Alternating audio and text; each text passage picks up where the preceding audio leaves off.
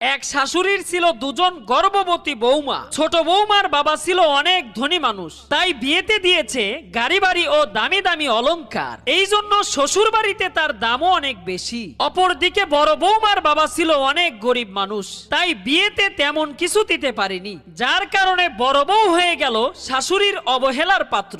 একদিন হঠাৎ তারা দুজন হাসপাতালে সন্তানের মা হলো। এদিকে শাশুড়ি পুরো ঘর সুসজ্জিত করে অপেক্ষা করতে লাগলো তার ছোট বউ ও তার ছেলের জন্য। বড় বউ আর তার ছেলের কথা কারো ভাবনাতেই নেই। ঠিক এমন সময় হাসপাতাল থেকে ছোট বউ ফোন করে বলল, মা, আমি হাসপাতাল থেকে সরাসরি আমার বাবার বাড়ি যাচ্ছি, কারণ হইল এখন আমার আরাম দরকার। ছোট বৌমার কথা শুনে শাশুড়ি অনেক কষ্ট পেল। ঠিক তখনই বড় বৌমা তার ছেলেকে নিয়ে বাড়িতে চলে আসলো। শাশুড়ি তখন বলল, তুমি কেন যাওনি তোমার বাবার বাড়ি? তখন বড় বউ বলল, কেন যাব বাবার বাড়ি, এটাই তো আমার বাড়ি।